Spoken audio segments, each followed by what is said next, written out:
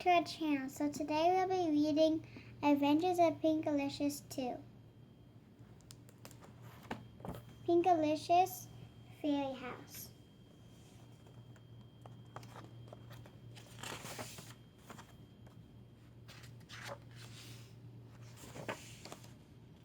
It was spring, my favorite season. I love how the sky looks like cotton candy at sunset. Every spring our garden comes alive with blossoms of every color. I know why our garden is so beautiful. It's because of the fairies. Fairies come to our yard and sprinkle fairy dust to make the plants grow. I have never seen them, but I know that they are real. I can see sparkles outside my window. This spring I have had a plan. I would see the fairies, Pinkalicious. What are you doing? Asked Peter as I collected twigs and leaves. I'm making a house for the fairies to live in. Then they can live in our garden, and we will be able to see them, I said. I want to see them too. Let me help, said Peter. He brought out his shell collection. Let's build a house here in the garden, I said. Fairies are sure to come this way. Piece by piece, we build a little house. I wove buttercups all around the door. Peter made a pathway with his shells. Soon we had a cozy home for the fairies. I couldn't wait for them to come every day. I watched the house from my swing.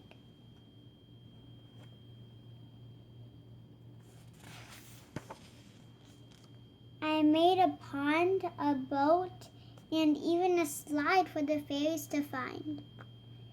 But the fairies did not come. When Peter saw how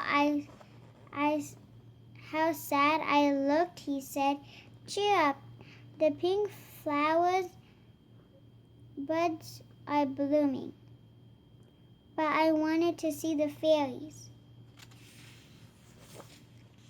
Suddenly I had an idea. Maybe the fairies only come out at night, I said. Maybe they only sparkle fairy dust by moonlight. I told Mommy and Daddy what I wanted to do. They let Peter and me camp out and keep watch for the fairies.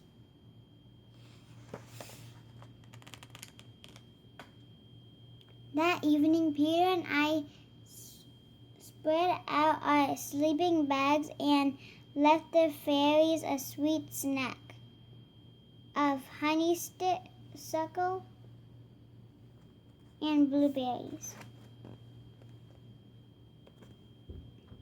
and berries. Do you think they will come? Asked Peter. Yes, I said. I added in a whisper.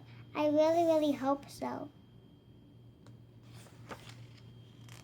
We told each other stories until Peter fell asleep. As the night got darker, I heard crickets and owls, but not a single fairy. Once I thought I heard some soft, gentle humming. It was just Peter. He was snoring. I did everything I could to stay awake. I looked up at the moon. I counted the stars. I didn't want to miss the fairies. But as I counted the stars, my eyelids got heavy. I couldn't help it. I drifted off to sleep. The next thing I knew, I heard a bird singing. I opened my eyes. It was dawn. I heard hushing voices in the garden. Mommy and Daddy were looking at something together. How beautiful, they said.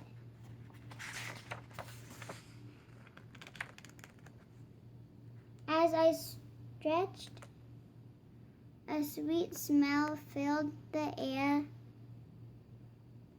All around me, colorful flowers were in full bloom. I looked at the fairy house. The honeysuckle and berries were gone. The fairies came, I cried. They came. But I missed the whole thing. Peter started to sniffle. Don't cry. Look, I said. Up in the air, I could see glimmers of light shooting across the early morning sky. Fairies, I gasped. The light shimmered brighter and brighter until it sparkled into sunshine. I knew you were real, I said. My family and I watched the sun come up. Thank you, fairies, I whispered.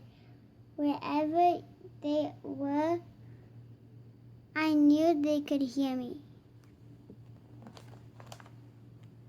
Thank you for watching our channel, and we hope you enjoyed this Adventures of Pinkalicious. Stay tuned for story 3 coming soon. Take care, guys. Bye. Bye.